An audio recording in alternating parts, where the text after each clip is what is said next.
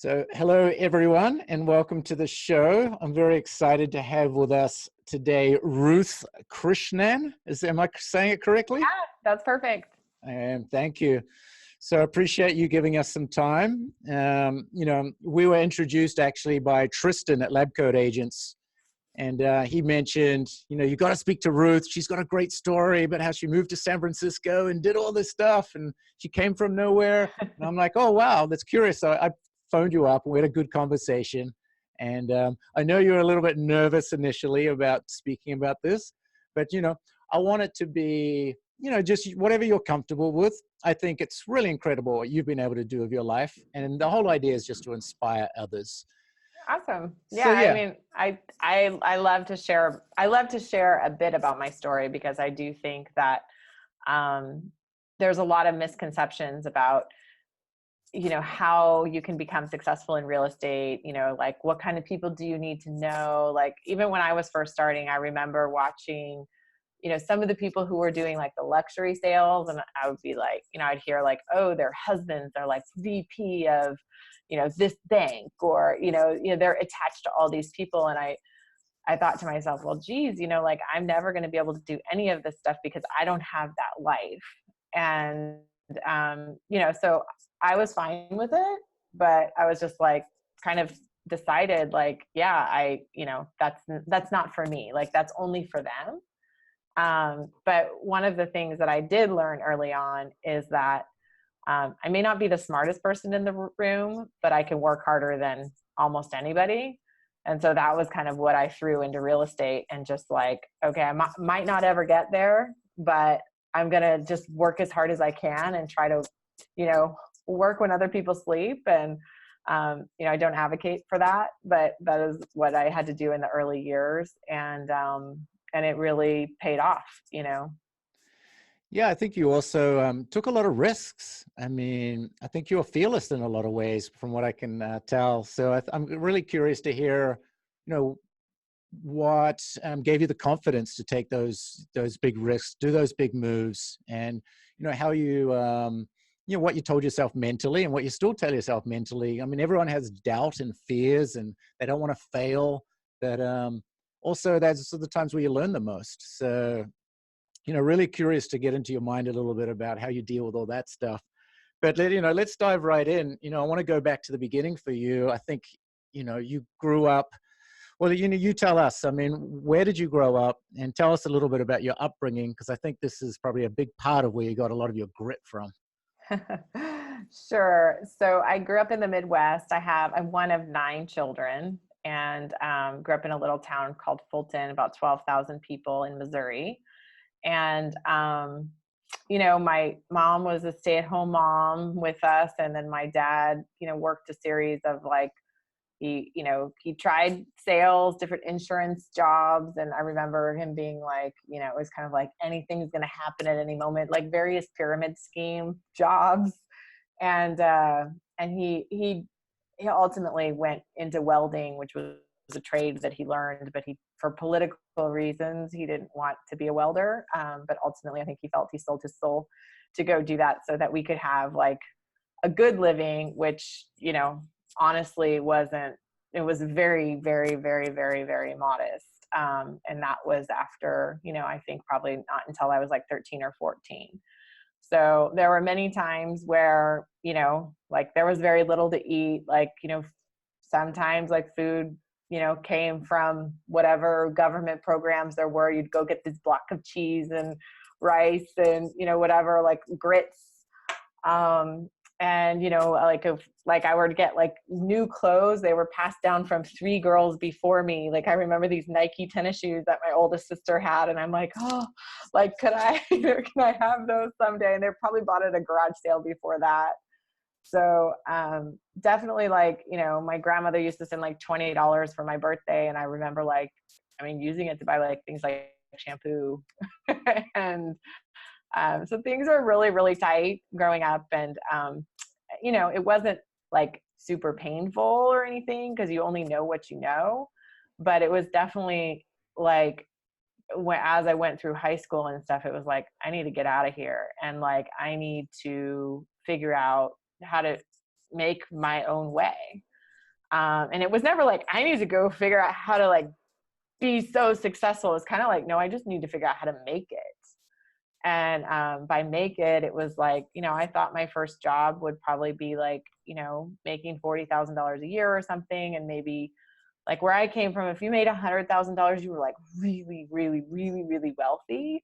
And so like, I didn't even aspire for anything like that. It was just, let me, you know, do well enough to take care of myself and try to have a happy life and that sort of thing. So went to college, put myself through community college at first, and then went on to university and studied a bit abroad, which I paid for, working like 16, 17-hour days, like sleeping in the car in between shifts so that I could go chase this boy overseas. That was really, really cute.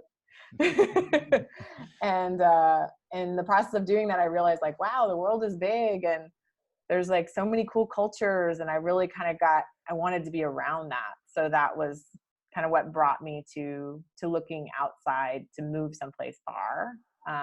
So I moved to San Francisco, like when I was out of college. I had traveled abroad a little bit, and I kept asking people if you could live anywhere with like a lot of culture and, you know, where people are open-minded, like where would you live? All these Europeans and stuff I was asking, they were all like, oh, San Francisco.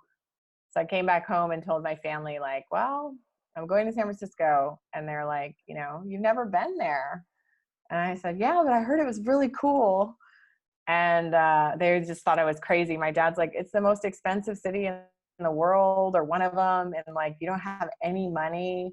And I was like, well, you know, I just felt like I could always come back, and like, I can't really get, you know, it's like, I don't have anything to lose either.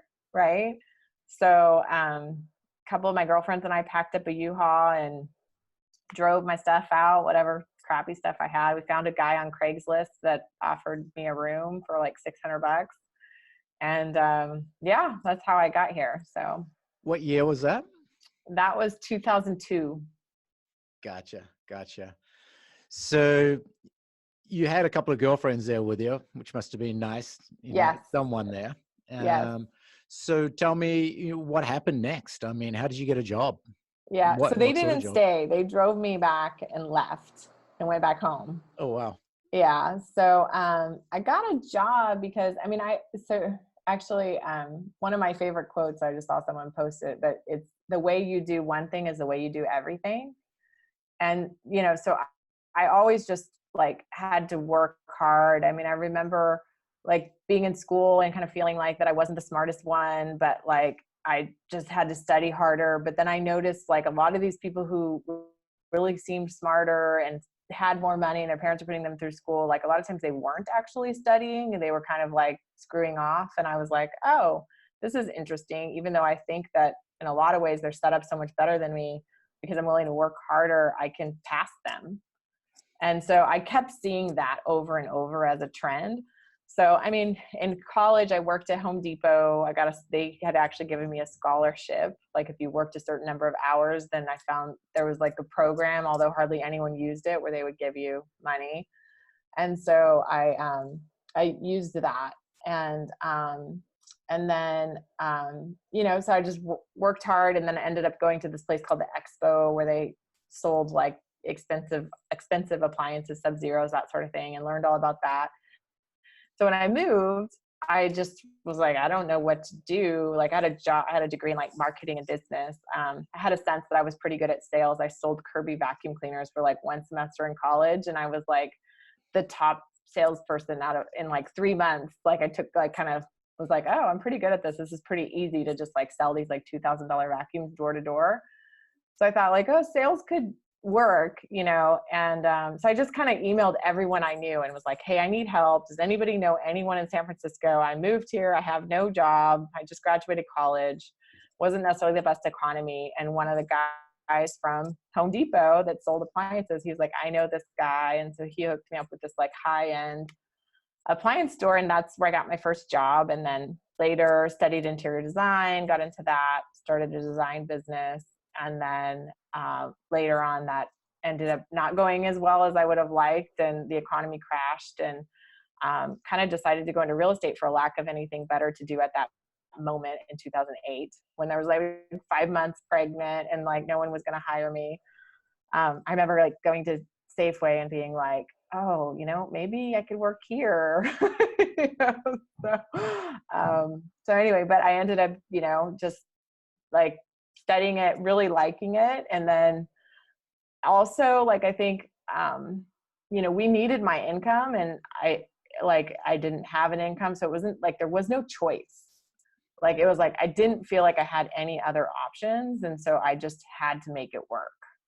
And so just, dug into that grit that I knew I had from like putting myself through college and, different kind of things I had faced, and just gave it my all. And it was probably the hardest 2 years of my life, like getting started. I mean, I also just had a new baby and, sleep deprived, and kind of trying to discover myself as a mother while I was doing all of that. And just this huge loss of identity from going from making what seemed like a lot of money to me at the time in my design business to like nothing, and working like 60-hour weeks and still not making anything. I remember my friends would be like, but like, what are you doing if you're not making money? You're working all the time. I'm like, yeah, but in this job, like, you actually have to sell something. Like, you can write a lot of offers, or you can do a lot of things and never get paid, which is what I was doing early on. So yeah.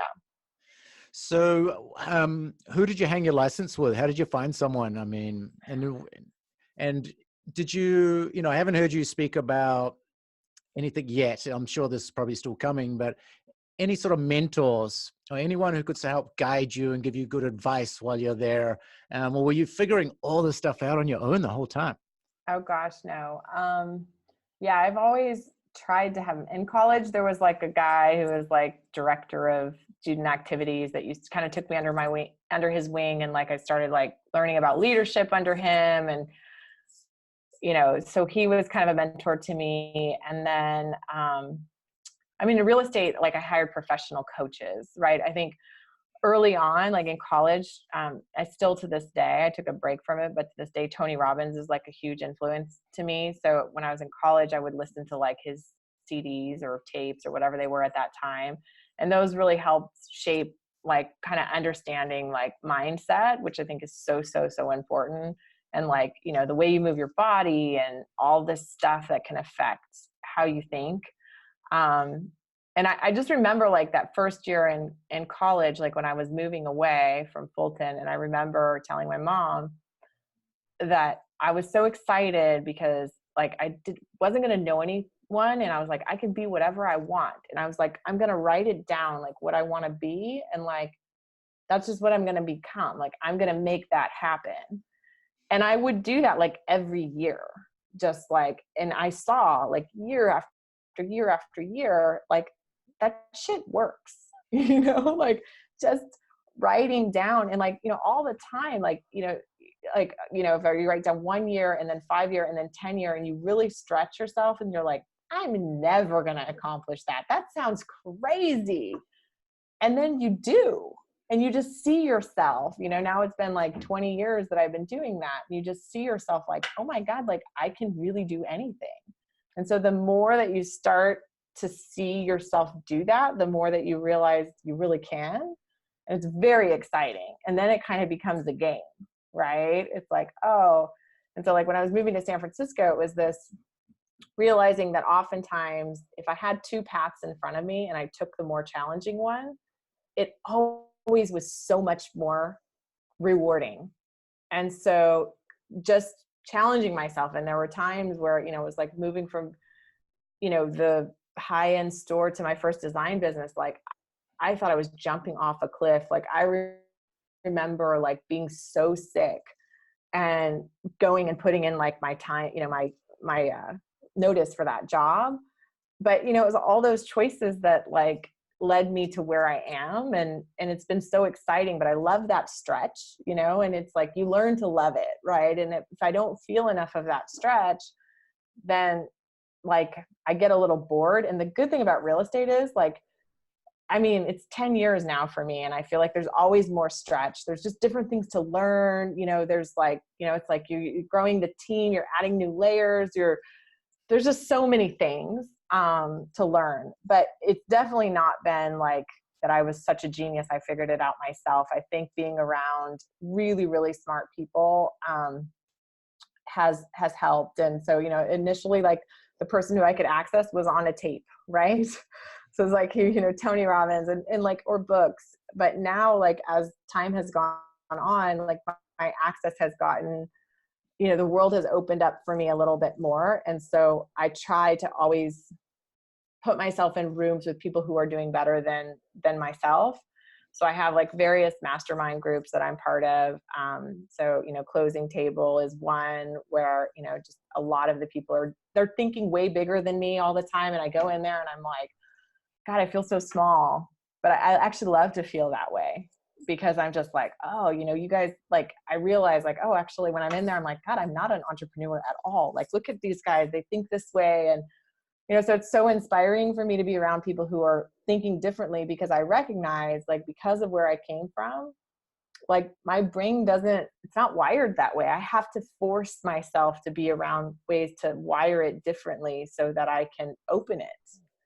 And so, and that's really, really, really fun. And I do that locally too, with just like, you know, I have this one group I have several groups of realtors locally that I've learned so much from, that are, you know, when I put them together, they were a step above me, and we've learned and shared so much with each other. And then I have another group of professionals that are like, there's like 12 people, and most of them, everyone in the room deals with multiple billionaires in some capacity.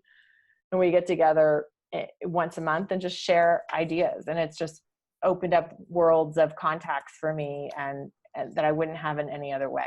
So it's really fun. So 2008, obviously a very tough time in the economy. You're getting going over there. You got a young baby. What were some of the big, you know, were there must have been times where you failed and you fell forward, right? And you basically learned a lot from those mistakes that were made, that you go, I'll never do that again. Is there any sort of learning lessons there in those early days that you can talk about that others could potentially benefit from? I'm sure there's a lot. I mean, I remember, well, so by the time I actually got started, so my business shut down in 2008, that was September. I remember well. I'm sure we all do, right? But, and so by the time I actually got started in real estate, got my license, everything was 2010. Okay. The first couple of clients that I was working with, one of them, I remember I wrote 14 offers for this client. God bless them for like sticking with me. And I mean, I just didn't know what I was doing.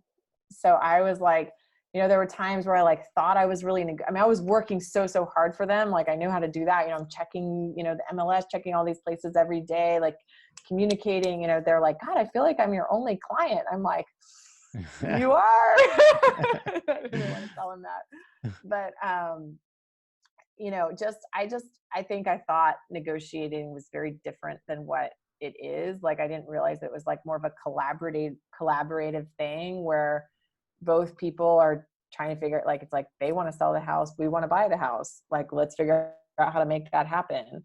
And, there was this one time where the agent on the other side, she said, well, if you can get your clients to come up $5,000, then they can have the house or something like that. And I was like, no. Like, I'm like, here's my chance to shine. I'm going to negotiate. Like, I thought it was a game or something. Like, I just didn't get it. And she was like, okay. So she like went and sold the house to someone else. Oh, wow. Like, I just didn't, you know, and so I think that's, you know, when you're a new agent, like, there's not, I mean, even when you have like good mentors and stuff, they're not on the phone with you and like stopping you from making like really dumb mistakes. And a lot of times, even when you try to go back, and I used to sit in my manager's office and I'd be like, let me rehash the whole conversation and you know, tell me what could have happened differently. And she's like, gosh, Ruth, you're so introspective. Like, stop beating yourself up. I'm like, no, I need to learn. Like, I need to know how to make this happen. I need to sell some houses.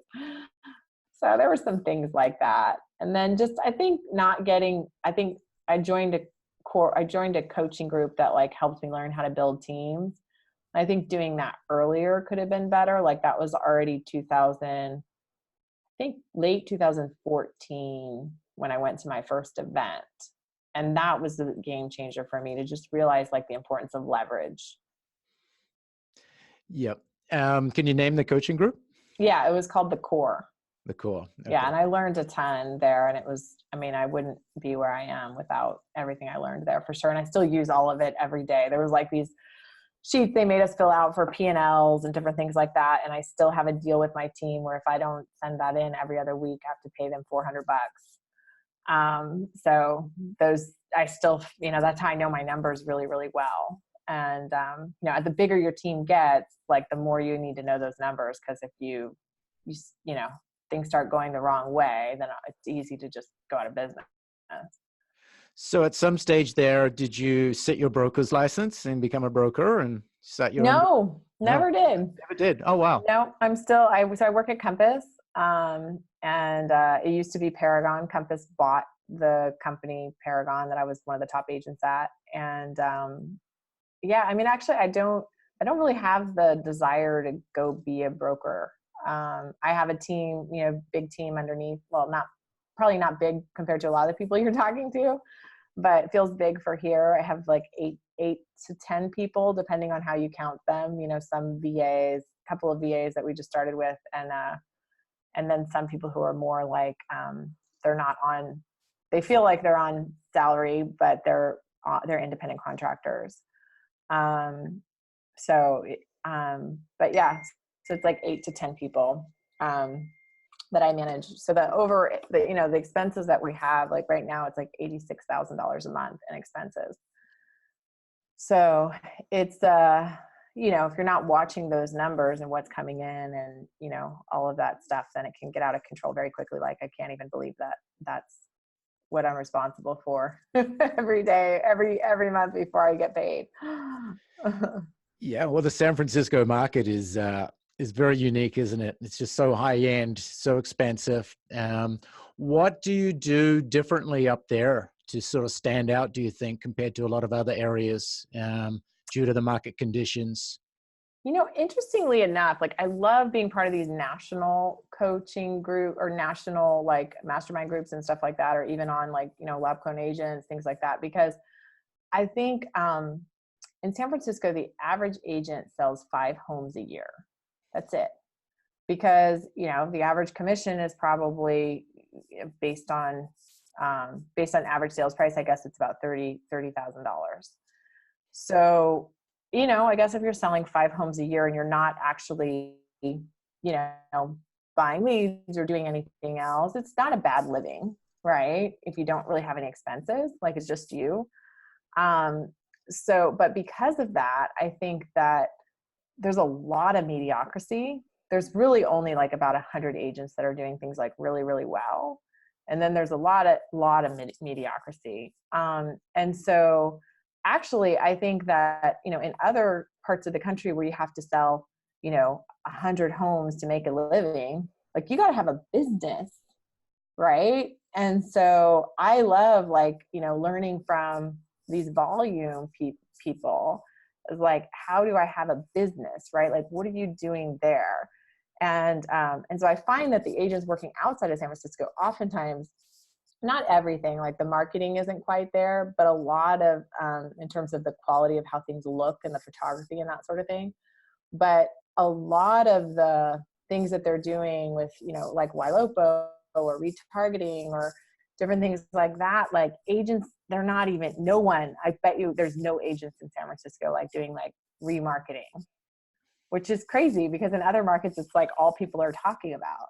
So I love like going and learning like what's the rest of the country up to, it's hard for me to learn things about business from other agents here. I can learn a lot about other things, about, different parts of the market that I don't know well, or things like that, but not about like, what are some really cool like ways to get new business through marketing. Yeah, that's crazy because San Francisco, the Bay Area, it's just such a tech, intensive area, isn't it? There's so many smart people there. You'd think that a bunch of these people would have agents who have friends who are in the tech industry and are killer marketers, and they're doing a lot of cutting edge stuff, but you really don't hear of a lot of stuff coming out of there. No, it's true. So, I mean, we started I put together my own website initially, like, 10 years ago. I thought it was really important to have something good. And it wasn't that good, but it looked at the time, it looked better than most everyone else's. I had built it on Wix. And then later, I hired people to help build a nice website. And so I've always felt like having a really good, solid web presence was super important. And I've always put a lot of money into it. And so now, like, our SEO is just like, you can't touch it, because I've been like consistently doing the things that matter for SEO for 10 years. And then when we start layering other things on top of that I'm learning from these places around the country, then it's exciting. It's really exciting what can happen. Cool. So can you talk a little bit about your numbers? I mean, where you're at right now? I was quite astonished to hear what you told me when we first spoke. I mean, you're right up there now. So, well, I'm really excited. This year, right now, we're the number one buyer's agent in San Francisco. So that's really exciting. And we're ranked, I think, number 10 right now. We've vacillate. We were at 7. That's been my highest earlier this year, but I think right this second we're at number 10 for, out of almost 5,000 agents in San Francisco. And then first time ever in Wall Street Journals, we did like 158 for, out of 1.5 million agents or something. So that was really exciting. So this year to date, we're currently at 90. We're just under 90 million in sales for 43 transactions. And last year, the whole year, we did 95. So we're definitely picking up the pace. The previous year before that, we did 50. So we like doubled. And then now I think we'll close this year around 150. And, even though I'm like, number 10 or number 7, whatever it is, the number one agent in San Francisco last year did about 250. So there's some big, it's not like, it doesn't go from 150 to 160 to 170. There's definitely some big jumps, and most of them are doing a lot more, like a lot less volume business and a lot more luxury sales business. So a lot of the agents who are like in the top 10, their average price point might be like $6 million for 18 sales or something like that. And, mine is, my average price point right now, I think is 2.1 or 2.2 or something like that. So what are you doing? I know you've got a good sized little team there to generate leads for your company at this stage. I mean, what's your main sources? So we get 50%, just under 50% from previous clients and current clients. And I think that's, that continues for me to be a very important avenue, because it's just easy business and it's really fun. Those are people who, you should be in contact with and should be taken care of. And it's just really rewarding to do that. So we have some pretty structured gifting programs and things like that. And just, like a really great newsletter that provides a lot of great content that people respond to. And I make it super personal every month, and that goes over really well. And then we get about 25% of the business online.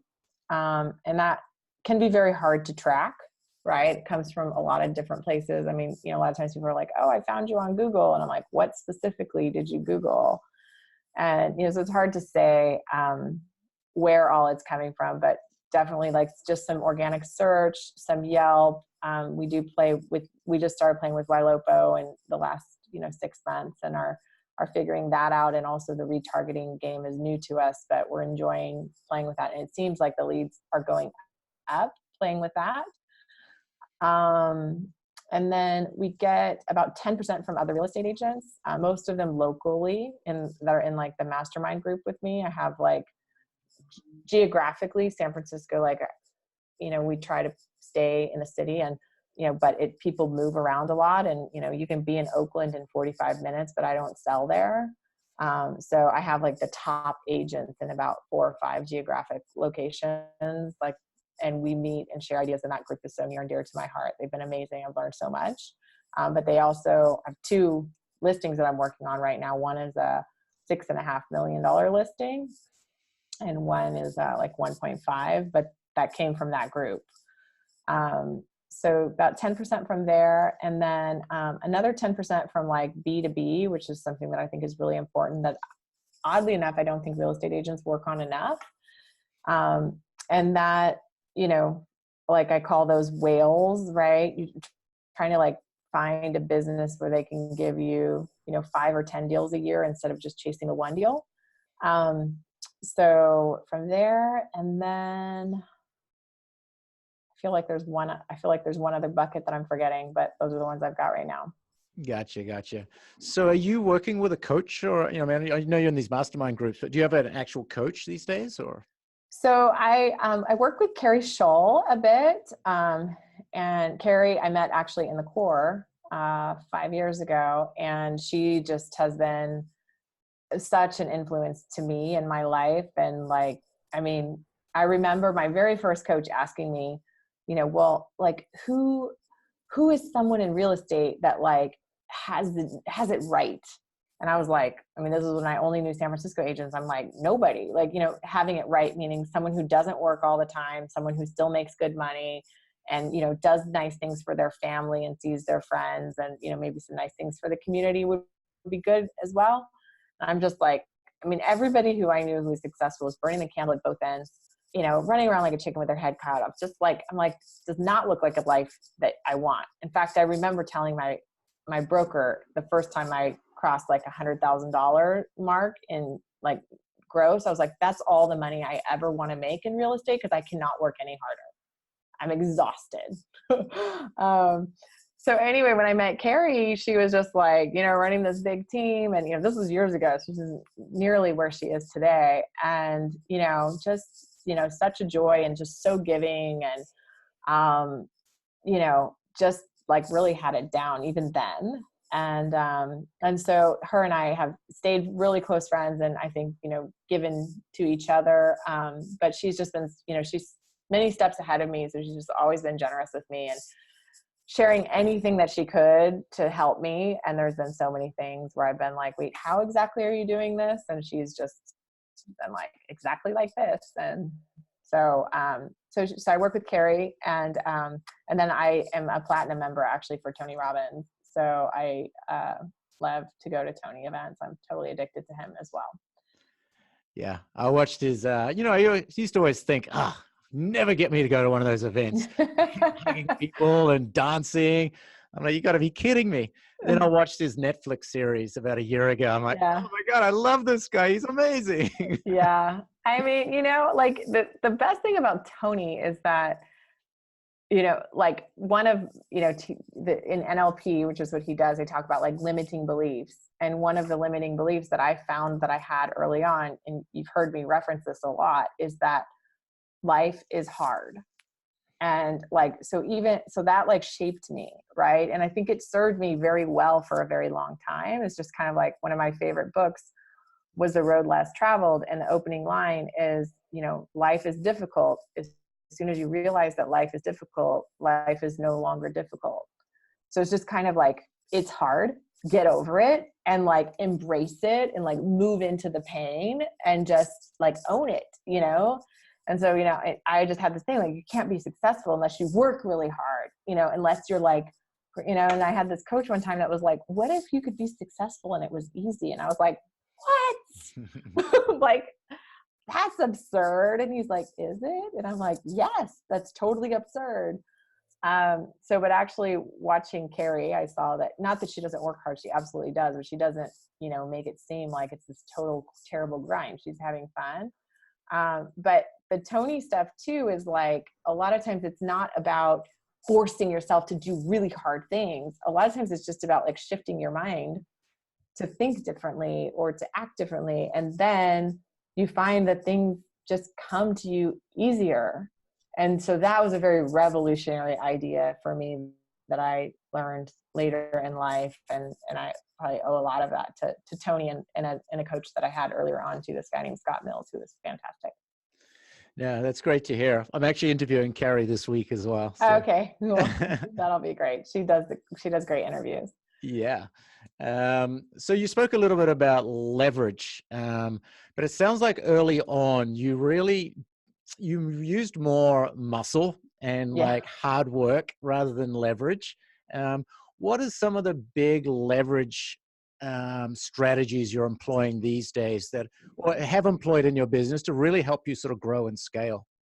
Well, one of the best ones lately, and this is not going to ever be anyone's first hire, but last March, I guess it's been over a year now. Last March, I hired a personal assistant, and that has been such an amazing part for like my personal life. And she does work in the office like once a week, but otherwise she is just an extra hand to help me pick up my kids. She does my grocery shopping. She cleans my house every day. She returns my Amazon packages. She, plans birthday parties for my kids, like enrolls them in summer camp, gets them to classes that I was never able to take them to and felt guilty about, like ukulele and Spanish and things like that, where, it's like pre 5 o'clock times, when otherwise they would just be like in a daycare or something like that. So I realized, like, for me to feel happy, I need to feel really supported. And I was building that out at work really well, but then a lot of times I would come home and my husband's amazing, but there's just so much to do. And it was just like, even paying my own bills, I was just like, a lot of times like, like I can't do it, and so I would be like, oh, I feel so put together at work, but then I would get home and my house would be kind of a mess. Even, I had a housekeeper, but she only comes once a week. That's not enough. So I just realized, like, if I can get this part of my life, more help, then I can feel so much happier. When I sit with my kid, not always, because I'm not perfect. Sometimes I don't know why. I feel like I need to be checking Facebook while we're playing Monopoly, which is ridiculous. But I try to be really present with them and not be in the middle of a deal, or, or taking them to the grocery store to, get groceries and like trying to clean the house at the same time, when I really only see them, I don't know, probably 10 or 15 hours a week, like while they're awake and that sort of thing. So I try to make those really count. And, I don't know. I hear sometimes people say like, oh, don't you feel bad? You work all the time. I'm like, I really love my work. And I feel like the quality that I have when I'm with my kids is really high. So actually, no, I don't feel bad. This is the life that I chose and I really like it. So it's good. So that's one that's been huge. And, It sounds like that's very much incredible leverage in your personal life, and which reflects on your business life. It makes you more focused at work. Has there been anything at work, like have you had virtual assistants or done things like that to really scale up? so I just hired my first virtual assistant 2 weeks ago. I met a guy, Matt O'Neill. I don't know if he's a client of yours, but I met him at a Tony event, and he was telling me about, he had all these virtual assistants. And then I know a couple other great agents, even locally, that use, I think My Outdesk is the one. And so we just hired our first one, and she's like, so I have 4 people that work on the listing side of my business. So I was like, so right now we are at capacity for listings. I'm actually not able to take on more listings, but I thought, well, what if I hired an assistant for my assistants? So that's what I thought. Well, I thought I'd try it virtually first. And I mean, honestly, the first hire, I'm not super impressed right this second, but it's early. We're only 2 weeks in. And it doesn't mean that it's a bad idea. It's one person, right? You can't say like the whole thing doesn't work because you didn't get the right fit. And she might be. It's super, super early, and we need to still keep putting the time into her. But I think that can work. We hired a second one on the marketing side, and she seems really, really great. So we'll see.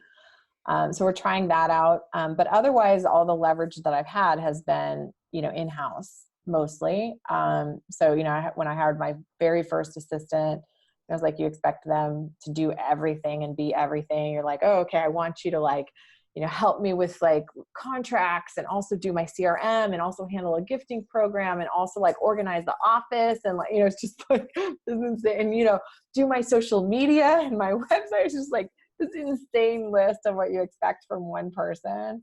And then, over time, I just started like breaking all of those things out and getting people that were, were better at each thing. And now, I mean, I have to say, like, the team that I have, they are so amazing. Like, they're all 10 out of 10s. And so talented, and you know, they all work really, really hard. And so yeah, I mean, I think, you know, that first piece of just taking that plunge. And I remember thinking like, okay, the first hire that I had was like $80,000.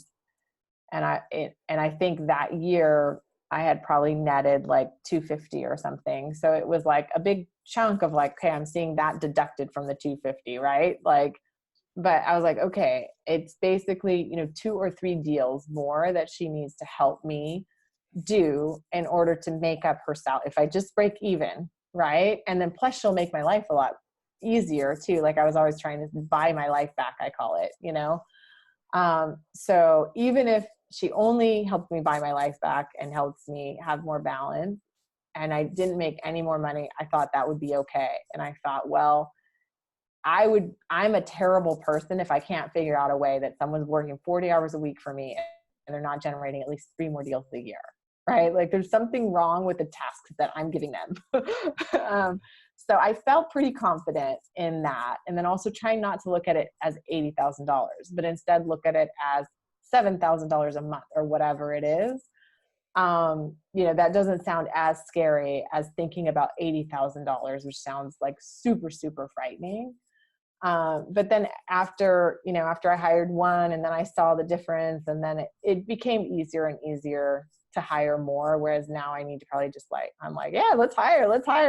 We're always hiring. People are making fun of me for hiring all the time.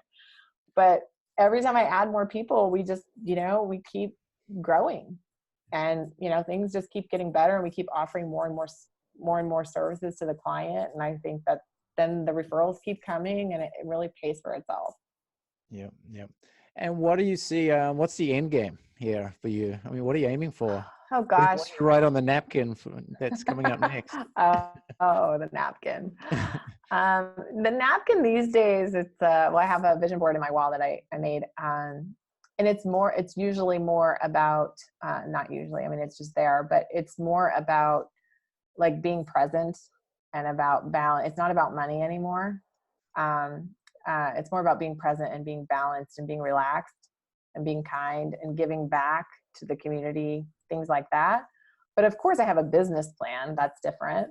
So for the business plan, I mean, the goal this year is 144 in sales and 90 transactions. You know, like, to me, like, money is not this thing anymore where it's like super exciting. Like, I mean, it's fun because it's like a measurement of the game. So it tells you if you're winning, but it's not, there's nothing, you know, like Tony will be like, you should think about buying a jet. And I'm like, really? Like, I don't need a jet, you know, like I have a pretty modest house. My little sister lives next door to me. It's pretty amazing. Like, we take great vacations. Like, I don't want for anything, and I don't feel like I need to make stuff up just so I can keep working harder. So it's more about reminding myself actually that I already have enough, because I think that little poor girl in my head a lot of times feels like I need to like keep going, you know. So it's kind of like, okay, if you already have everything that you need, then maybe you should just chill for a minute, you know. But I don't know how to do that very well. So it's more about kind of remembering those things is what I work on. Yeah, that's refreshing. So if you could tell, you know, looking back at like a young Ruth or a young anybody who's, you know, aspires to sort of get out of the little town they're in and they want to get into real estate, and, you know, move to the big city and have a go at it, what piece of advice would you give? Well, I would say anybody can do anything that they want, you know, but you need to focus. So I think, you know, staying focused, like I do believe like what you focus on expands. And so I think that really, I think a lot of it is just, you know, it's like showing up and being consistent every day, right? Like those are the things that matter. And I think that everybody's looking for like one silver bullet of like some lead gen thing that they can buy, and then, you know, or something that they can do that's going to give them something. And it's just like, the cool thing about real estate is, you know, you go to any, probably as far as I know, I think you go to any brokerage and they'll basically give you a business plan. And it's really, or, you know, buy Gary Keller's book, you know, like it's all there. Like none of it is rocket science. It's like, you know, call people, set up some groups, meet with people, sell some stuff, throw it up on social media, buy a couple leads, you know, do a good job for these people. Like, but it's do it all the time and do it every day, no matter what. And I think that's where people, like, they get into the business because for the wrong reasons. A lot of times they think that it's going to be like this easy thing where they can make a lot of money and have a balanced life. And that, I mean, you can work any 24 hours you want in real estate. Like, it's a lot, you know, like there's no, I don't know. It's hard to have that balance. And if at least initially when you're getting started, but if you just show up and be consistent every day over and over again, then things are going to start falling into place. Love it. Love it. So I think that's pretty much all I've got. I think you covered a lot here today. There's a lot of learning lessons in there, which is what I was hoping for. So I'm excited to get this thing wrapped up and sent out to everyone to listen to. And I really appreciate all the time you gave us. So thank you so much. You're welcome. It was such a pleasure. Thank you so much for having me, and really enjoyed it. Well, you're welcome. Thanks again, Ruth. Have a good day. You too. Okay. Bye. Thanks. Bye-bye.